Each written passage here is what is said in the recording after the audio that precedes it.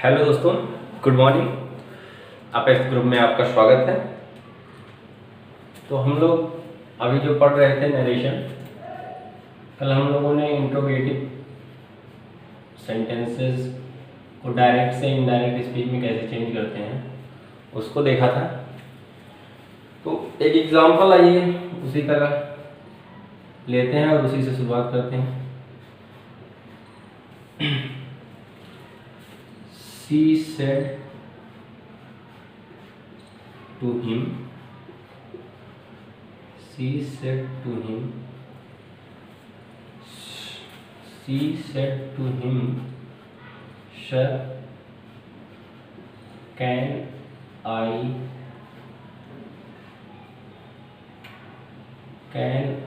borrow your pen?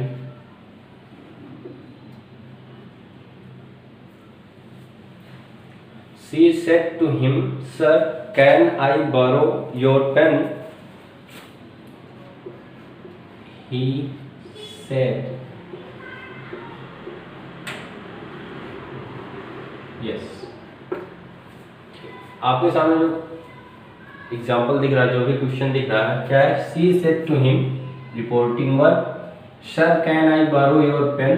Reported speech, reporting verb, reported speech. ठीक है। अब देखिए इसको चेंज कैसे करते हैं। रूल था आपका सी, क्योंकि क्वेश्चन सेंटेंस है, इंट्रोगेटिव सेंटेंस है, तो said to change into asked. She asked him, she asked him respectfully, she asked him respectfully. Respectfully जो आपका यूज हो रहा है किसके लिए हो रहा है? सर के लिए। सर हो, मैडम हो, योर ऑनर हो, ठीक है। तो रेस्पेक्टफुल्ली या अफेक्शनेटली ये उसके लिए यूज होता है। रेस्पेक्टफुल्ली आई फर्स्ट पर्सन है, तो फर्स्ट पर्सन रिपोर्टिंग वर्ब के सब्जेक्ट सी के अनुसार चेंज होगा, तो कंजंक्शन क्या लगेगा? इफ शी कैन, कुड में चेंज होगा, she could borrow, she could borrow your, आपका सेकेंड पर्सन हिम के अकॉर्डिंग चेंज होगा, बोरो हिज पेन। अब आगे क्या है? He said yes. जब भी बताया कि इंट्रोगेटिव सेंटेंस में यस या फिर नो आए तो यस आपका चेंज हो जाता है रिप्लाइड इन अफर्मेटिव या फिर आंसर्ड इन अफर्मेटिव, और नो चेंज होता है रिप्लाइड इन नेगेटिव या आंसर्ड इन नेगेटिव। तो आगे क्या हो जाएगा? ही आंसर्ड, या फिर इसको आंसर्ड या फिर रिप्लाइड, इन दोनों में से कोई एक लिखना है, ठीक है, दोनों नहीं लिखना है, इसको ध्यान रखना। ही आंसर्ड इन, यस बोलने हैं तो affirmative, he answered in affirmative, he answered in affirmative या फिर ही रिप्लाइड इन अफर्मेटिव। ठीक है, तो ये था आपका इंट्रोगेटिव सेंटेंस। इसको लिखिए। अब हम लोग स्टार्ट करेंगे आपका इंपरेटिव सेंटेंस।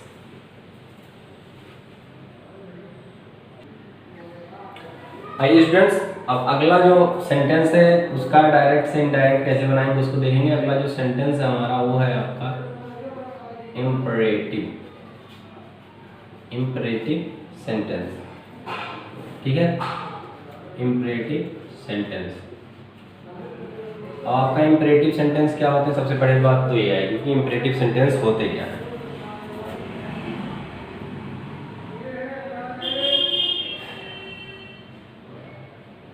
इंपरेटिव सेंटेंस ऐसे सेंटेंस होते हैं, सेंटेंसेस इन विच, ऐसे सेंटेंस होते हैं जिसमें सब्जेक्ट का यूज नहीं होता।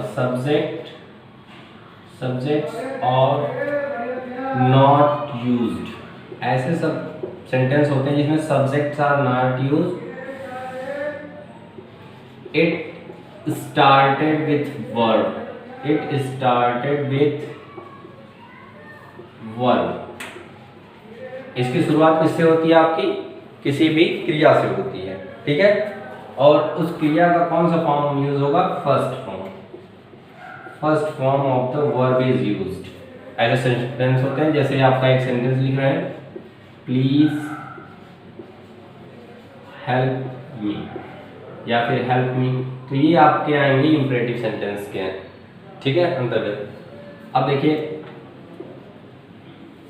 अब हमको पढ़ना है कि इसको डायरेक्ट से इनडायरेक्ट में कैसे चेंज किया जाएगा।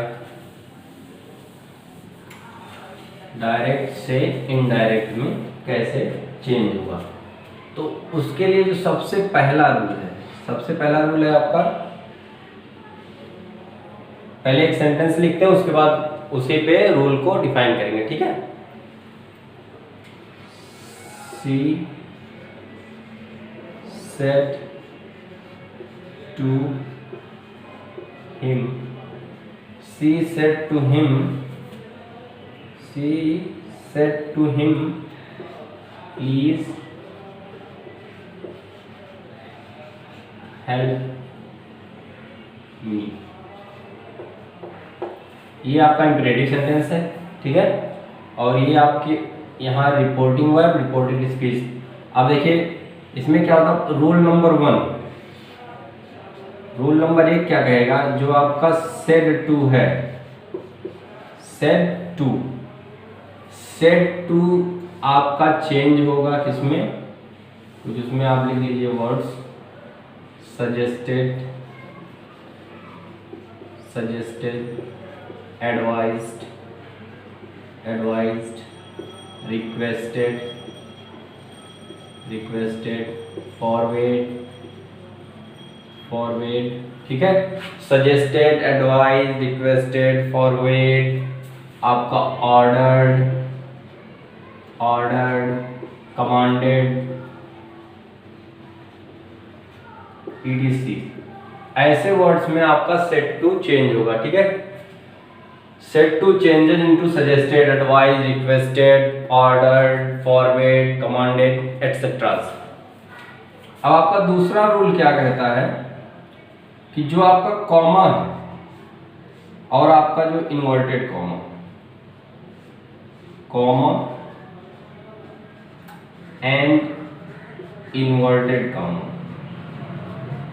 इन्वर्टेड कॉमा, इसको रिमूव करेंगे, ठीक है। ये आपका चेंज होगा किसमें, टू में। टू, टू यहाँ पे एक कंजंक्शन के रूप में यूज होगा, किसके रूप में यूज होगा, कंजंक्शन के रूप में। इन दोनों सेंटेंस को कनेक्ट करेगा तो कंजंक्शन के रूप में टू का यहाँ पे यूज करते हैं, on the place of comma and the inverted comma, ठीक है। इसको आप लोग लिखिए, फिर अगला रूल बताते हैं कि क्या है। आइए देखिए अगला जो रूल है आपका, थर्ड रूल क्या कहता है कि in indirect speech, indirect speech object is necessary, object is necessary, object is necessary after the requested, forward, suggested, ordered, commanded, advised,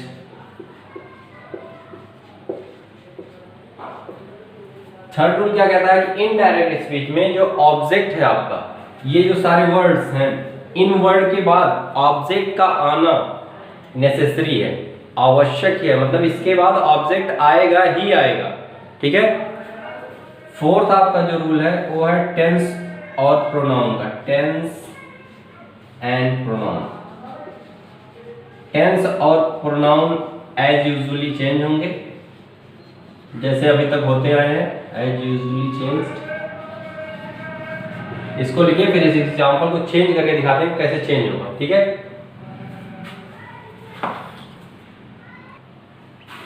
आइए देखते हैं इसको कैसे चेंज होगा। देखिए सब्जेक्ट सी, सी ये आपका चेंज होगा एडवाइस रिक्वेस्टेड, क्योंकि प्लीज लगा तो रिक्वेस्ट किया जा रहा है। She requested said to changes into requested him. अब देखिए कॉमा इन्वर्टेड कॉमा हटाएंगे, टू का यूज होगा। She requested him to help me, first person changes according to the subject of the reporting verb, and the subject of the reporting verb is she, then she, her and I, my, me. Then this is the objective case, and the objective case of me, then it will change into her, to help her. Okay, let's see one more example. The father said to his daughter. The father said to his daughter. The father said to his daughter, take your umbrella. Take your umbrella with you. Take your umbrella with you when. Take your umbrella with you when you go out. Okay, ये है आप, अब इसको change करना है। तो change कैसे होगा, ध्यान दीजिएगा। रिपोर्टिंग वर्ब में सेट टू जो है वो आपका आस्क्ड, एडवाइस, इन सब में द फादर। अब देखिए सेंटेंस में क्या कहा जा रहा है कि you should take your umbrella with you when you go out. तो एडवाइस दिया जा रहा है ना, एडवाइस, उसको सुझाव दिया जा रहा है। The father advised his daughter. The father advised his daughter to take your, second person change according to the object. Object is the his daughter, then your will be changed into her. She, her, you, your, you. तो your change into her. Her umbrella with, अब देखिए preposition के बाद कोई noun नहीं है, noun आया लेकिन नाउन यूज एज किसके तरह यूज हो रहा है, एज अ ऑब्जेक्टिव केस है, ठीक है। तो with her when she went out.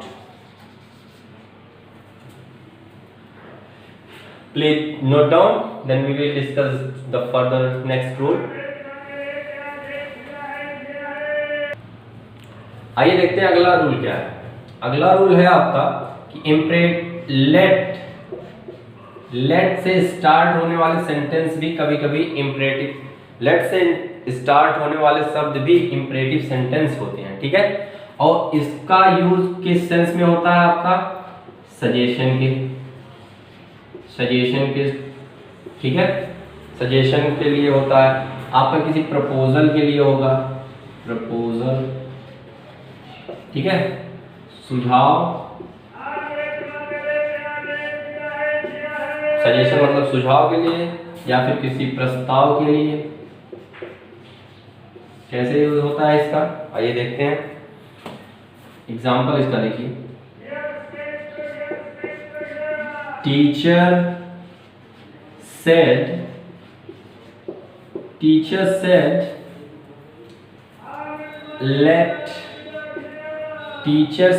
let the music play. Let the music play. देखिए चेंज कैसे होगा, टीचर suggested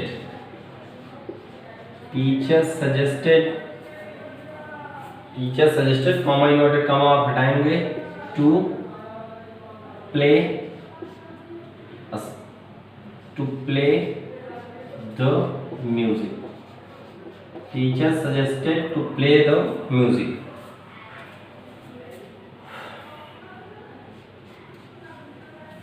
ठीक है स्टूडेंट्स, लेट का यूज कभी कभी आपका जो है इंपरेटिव सेंटेंस की तरह ही होता है लेट का यूज, और इसका जो मीनिंग होता है in the sense of suggestion या फिर प्रपोजल के लिए किया जाता है।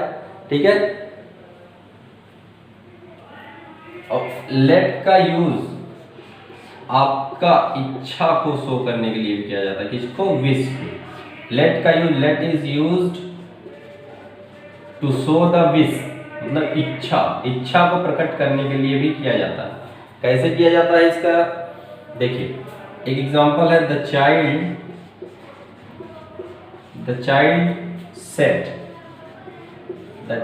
Said comma inverted comma, let me have some chocolate, let me have some chocolate, let me have some chocolate।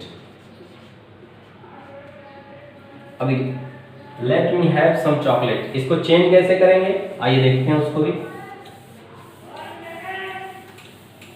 let me have some chocolate, अब इसको हमें चेंज करना है तो क्या हो जाएगा? the child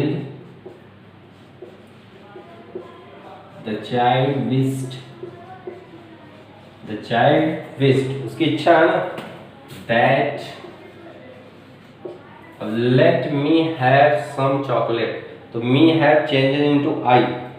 ठीक है, तो me according to the child change होगा the child, तो फिर me changes into he, let he should, let us, एक और तरीका शुड के साथ इसका यूज करें, जैसे let us do our work, तो इसका क्या हो जाएगा? We should do our work. ये दोनों सेंटेंस का जो अर्थ हो सेम ही है। ठीक है, तो let us do our work या we should do our work, both sentence are correct and in the meaning both are the same, both are of the same meaning. ठीक है, let he should have some chocolate,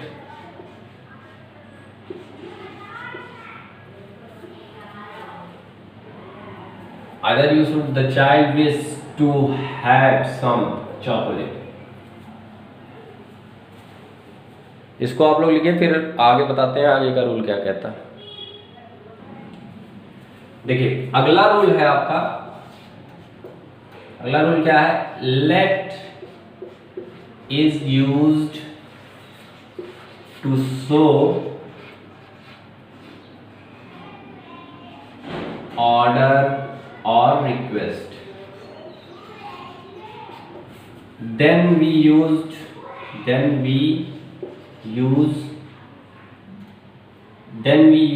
ordered or requested on the place of said to, ordered or requested। Okay, and if someone asks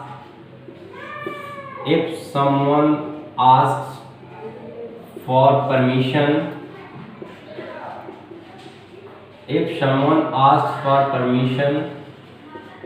then we use to allow,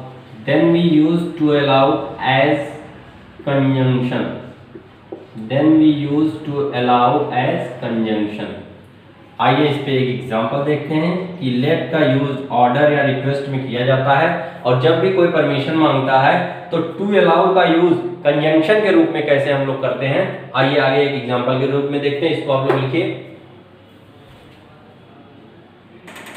देखिए आप लोग के सामने example लिखा है, the boy said to teacher, let me take the dictation। okay, you can change it, the boy